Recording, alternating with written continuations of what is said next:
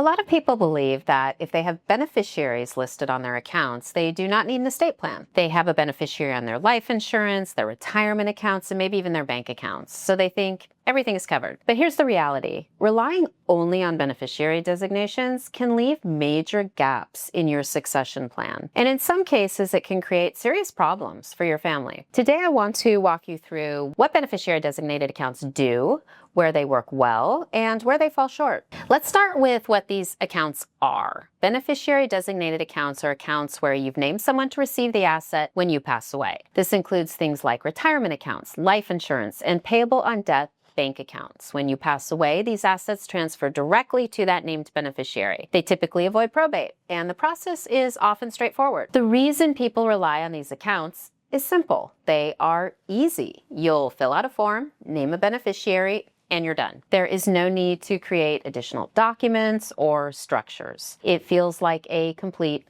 solution. To be clear, beneficiary designations are an important part of estate planning. They allow assets to transfer efficiently. They can reduce delays and administrative complexity. And in many cases, they are exactly what you should be using for certain types of account. But here's the key issue. Each account operates on its own. There is no coordination between them. There's no overall structure tying everything together. So instead of having one plan, you end up with multiple independent transfers. And that can lead to unintended results. Let's look at a simple example. Someone has 3 accounts: a retirement account with one beneficiary, a life insurance policy with a different beneficiary, and a bank account with no beneficiary listed at all. When they pass away, each asset is handled differently. Some go directly to specific individuals. One may end up going through the probate court, and the overall distribution may not reflect what they actually intended. Another limitation is that beneficiary designated accounts do not provide control over timing. When the asset transfers, it typically transfers outright. That means the beneficiary receives it immediately.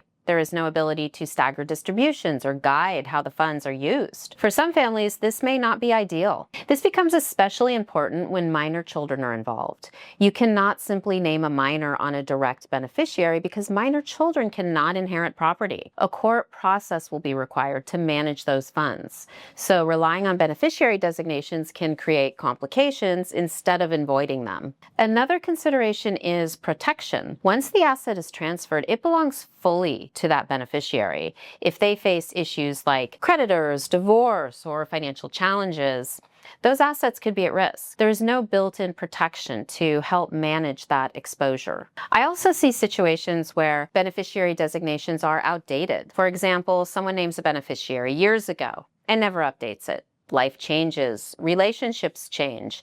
Maybe the beneficiary has even passed away, but the designation remains the same. People don't think about their beneficiary designations all the time. And when that happens, the asset goes to the named person, regardless of the current intentions. One of the most important points is that beneficiary designations override what is written in your will or your trust. So even if your estate plan says one thing, the beneficiary designation controls that specific asset. This is why coordination is so important. Everything needs to work together.